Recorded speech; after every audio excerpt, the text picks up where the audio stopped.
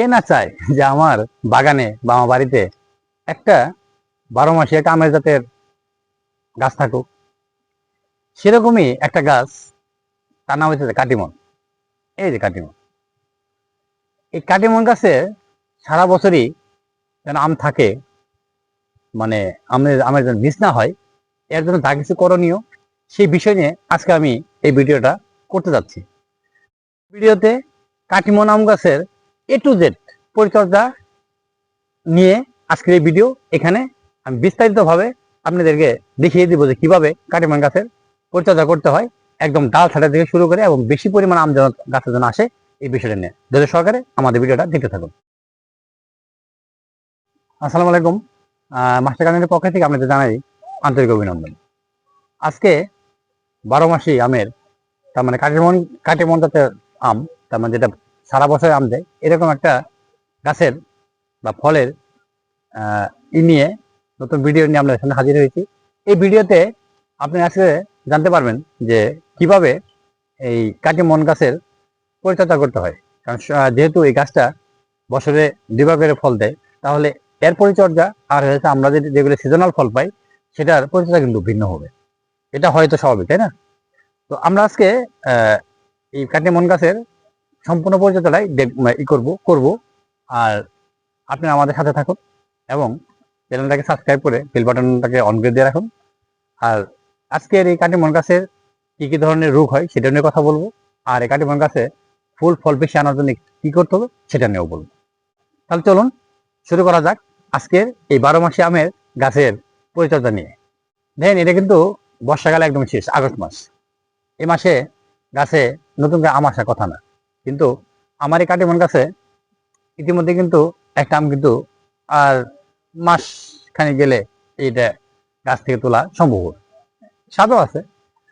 তো এই গাছটার প্রথমে আমি যেটা বলবো সেটা হচ্ছে যে এই গাছে যদি আপনাদের গাছে এখন যদি ফল না থেকে থাকে, তাহলে অবশ্যই এই যে চিকন অবাঞ্ছিত যে ডালগুলো আছে সেগুলো আপনারা কেটে দেন। কারণ এটা কাটতে হবে এই কারণেই, কারণ এখন যদি ফল নাই গাছে, আপনি কেটে দিলে আর নতুন করে আবার ব্রাঞ্চ বের হবে। যেমন আমার এই যে এখানে মুকুল ছিল, এই মুকুলটা ধরে গেছে, তার মানে আমি প্রায় এখানে 15 দিনই বাগানে আমার ঢোকা হয় নাই, আমি এটা ভালো করে করতে পারি নাই, দেখতেই পারি নাই। তাহলে এগুলো যদি না কাটিয়ে দেওয়া হয় তাহলে এখান থেকে নতুন করে কিন্তু আসবে না। এরকম অবাঞ্ছিত ডাল যেগুলো আছে বা যেগুলো প্রয়োজন নাই, সেগুলোকে আমরা কি করব, গুড় থেকে কেটে দিব। কেটে দেওয়ার জন্য যে যন্ত্রটা ব্যবহার করবে সেই যন্ত্রটাকে আগেই হাইড্রোজেন পারঅক্সাইড দিয়ে কিন্তু জীবাণুমুক্ত করতে হবে। এই যেটা শিখাচাটাকে জীবাণুমুক্ত করে এই ডালগুলো আমরা প্রথমেই কেটে দিব। আর যদি গাছে মুকুল থাকে বা ফল থাকে তাহলে আগে কাটার কোনো প্রয়োজন নাই। যার গাছে যদি একটা আম আছে, মুকুল আর নাই, ফুল আর নাই বা নাই, তাহলে আপনারা এর আগে সাফ করে দিবেন, গাছটা কেটে করে দিবেন। আর যেগুলা ডালপালা একদম ভিতর দিকে যায়, হয়েছে ঢুকছে, যদি আমার এখানে খুব কমই আছে ভিতর দিকে যাওয়ার, এগুলো যেগুলো আছে এগুলো আপনাকে কাটতে হবে। আর দুর্বল ডাল অবশ্যই আমরা কি করব, কেটে দেবো। এগুলি কেটে দেওয়ার পরে আমাকে যেটা করতে হবে সেটা হচ্ছে ছত্রাকনাশক স্প্রে করতে হবে। যদি আপনি ছত্রাকনাশক এখানে যদি স্প্রে না করেন তাহলে গাছে কিন্তু ছত্রাকে আক্রমণ করতে পারে। ছত্রাকনাশক কোনটা কোনটা আমরা স্প্রে করবো, দুইটাই করতে পারি। একটা হইতেছে কার্বেন্ডাজিম আর মেনকোজেব মিনানোজেব যেগুলো পাওয়া যায় সেটা স্প্রে করতে পারি, অথবা আমরা মেনকোজেব গ্রুপের ছত্রাকনাশক আমরা স্প্রে করতে পারি, অথবা কপার অক্সিক্লোরাইডও স্প্রে করে দিলেও চলবে। যদি গাছে দুইটা আম থাকে বা আপনার কাছে আম শেষ হয়ে গেছে কিন্তু মুকুল আসার সময় হয়েছে, এরকম যদি হয়ে থাকে, তাহলে আমরা এই প্রথমেই অবাঞ্ছিত ডালগুলো কেটে করে দেবো, সাফ করে দেবো। সাফ করে দেওয়ার পর গাছে যদি ফল থেকে থাকে তাহলে অবশ্যই আপনাকে গাছে খাবার দিতে হবে। কেননা কারণ গাছে যদি খাবার না দেন তাহলে আপনার ফলগুলো পুষ্ট হবে না, বড় হবে না। এর জন্য আমরা যেটা করতে পারি, যদি গাছে ফল থাকে, আবারও বলতে যদি গাছে ফল থাকে তাহলে আপনি যেহেতু এখন গাছের গোড়া মাটি কিন্তু একদম ভিজা, কোপাতে যান বা মাটিকে আগলা করতে যান তাহলে গাছের নতুন নতুন শিকড়গুলো নষ্ট হয়ে যেতে পারে। এর জন্য আমরা স্প্রে আকারে যে সমস্ত খাবার দেওয়া সম্ভব সেগুলো আমরা স্প্রে করে দিয়ে দেব। এর মধ্যে এখন আমি কিন্তু আবারও বলতেছি, যেখানে ফল আছে এবং মুকুল এসে গেছে, গুড়ি পেতে গেছে, সেখানে এনপিকে 0-52-34, তার মানে যেখানে নাইট্রোজেন নেই, ফসফরাস আছে, শুধু পটাশ আছে। কেননা যদি আপনি নাইট্রোজেন সহ যদি দেন, এতে করে হবো কি আপনার এই ছোট যে ইগুলা আছে গুটিগুলো আছে ঝরে যাওয়ার সম্ভাবনা থাকবে। এছাড়া আর একবার শুধুমাত্র ট্রাইকোডার্মাল গ্রুপের যে মিরাকুলাম ইডা আছে পিজিআর আছে সেটা স্প্রে করে দিব।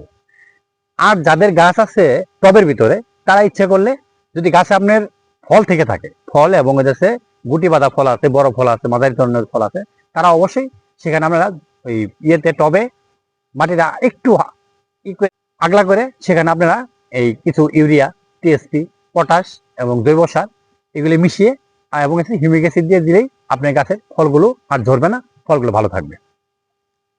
আর এই হইতেছে এই ব্যবস্থাপনা। কিন্তু যদি আপনি গাছে এখনো যদি ফল দিয়ে না এসে থাকে তাহলে আপনাকে এই অবস্থায় যেটা করতে হবে কি, বা এই বছর ফল আপনি নেবেন না, তারা এনপিকে 19-19 চোখ বন্ধ করে গাছে স্প্রে করে দিতে পারেন যদি আপনার গাছটা মাটিতে থাকে। আর যদি টবে থাকে, টবে থাকলে অবশ্যই আপনি টবের মাটি একটু আগলা করে দিয়ে সেখানে জৈব সার, রাসায়নিক সার খুব অল্প পরিমাণে, রাসায়নিক সার কিন্তু বেশি ব্যবহার করলে গাছে ক্ষতি হতে পারে। এছাড়া সাথে আপনারা হিউমিক অ্যাসিডটা মিশিয়ে দেবেন, যেন মাটিতে হিউমিক অ্যাসিড থাকলে হিউমাসে কাজটা করতে পারে, গাছ সহজে যেন খাবারটা গ্রহণ করতে পারে। কারণ গাছটাকে তো একটু আপনি শক্তিশালী করতে হবে, রোগ প্রতিরোধী করতে হবে, মানে গ্রোথিং পাওয়ারটা তার বাড়াতে হবে। এই কারণে আপনি একবার পিজিআর স্প্রে করে দিতে পারেন। দিলে দেখা যাবো যে পরের বছর বা পরের ইয়েতে সিজনে আপনার কাছে অবশ্যই মুকুল এসে গেছে। তো পিজিআর এর ব্যবহারের মধ্যে একটু কথা বলে রাখি, পিজিআর মাসে একবারে বেশি কখনোই ব্যবহার করতে যাবেন না, আর অতিরিক্ত দুধ যেন না হয়। 1 লিটার পানিতে শুধুমাত্র 1 ml দিবেন, বেশি দিতে যাবেন না। এটা যদি স্প্রে করেন তাহলে গাছের গ্রোথ ঠিক থাকবে এবং গাছ খুব দ্রুত বাড়বে। তো এই ছিল কাটিমন গাছের পরিচর্যা নিয়ে কথা বলা। তার মধ্যে যে আরেকটা বিষয় আমি আপনাদেরকে অ্যাড করে দিই, যে এই যে পাতা খেকু পোকা যে দেখতেছেন, এই যে পাতা যে ইকে ফেলাইছে, গাছে পাতা না থাকলে গাছে কিন্তু গ্রোথ ঠিক থাকবে না, গাছে কিন্তু ফুল ফল আসবে না। এরকম কচি পাতা বের হলে কিন্তু এই উইবেল বিটলটা আসে, কচি পাতা ছাড়া কিন্তু উইবেল বিটল আসে না। এই কচি পাতা যখন বের হবে তখনই আপনাকে নিম তেল ব্যবহার করা শুরু করতে হবে। যদি আপনি গাছে ফুল ফল থেকে থাকে তাহলে অবশ্যই নিম তেল দিবেন, আর যদি ফুল ফল না থাকে তাহলে আপনি রাসায়নিক সার যে কোনো দিতে পারেন। তবে ইমিডাক্লোপিডটা সবচেয়ে ভালো কাজ করে এই উইবেল বিটলের জন্য। এটা যদি আপনি দেন তাহলে আপনার গাছ সুস্থ থাকবে, রোগমুক্তও থাকবে। আর যদি যদি আপনি ফুল ফল থেকে থাকে, ধরেন যে মুকুল আছে, সেখান থেকে কেবল গুড়ি হইতেছে, মানে মোটর দানার মতো হইতেছে, তখন আপনি যদি এই ইমিডাক্লোপিড বা অন্য কিছু যদি দেন তাহলে যে সমস্ত মুকুলগুলো ফুটে এখন পর্যন্ত গুটি হয় না, এই মুকুলটা কিন্তু ঝরে পড়ে যাবো। সেখানে আমরা অবশ্যই নিম তেল ব্যবহার করব। তো এই ছিল আজকের এই বিষয়। আমাদের যেহেতু জায়গা কম, আমাদের উচিত অবশ্যই যে কম জায়গাতে যেন বেশি ফলন পাওয়া যায়। এর জন্য এই কাটিমন জাতের আম যদি আপনি বাগানে যদি রাখেন তাহলে অবশ্যই আপনার ফলের যে চাহিদাটা এটা পূরণ হবে। চেষ্টা করে দেখুন না, একটা কাটিমন আমের গাছ করার জন্য, রোপণ করার জন্য আপনি বাড়িতে 1-2টা গাছ রাখেন। যেমন ধরুন আমার একটা গাছ আছে, এখান থেকে আমি সামনে কিন্তু আরো কয়েকটা গাছে কিন্তু আমি গ্রাফটিং করছি, সেখানে যেন বছরে আমি আম যেন পাই। তো যদি আমাদের ভিডিওটা ভালো লেগে থাকে তাহলে অবশ্যই আমাদের চ্যানেলটাকে সাবস্ক্রাইব করে বেল বাটনে ক্লিক দিয়ে আমার পাশে থাকবেন, আমাদেরকে সহায়তা করবেন। ধন্যবাদ সবাইকে।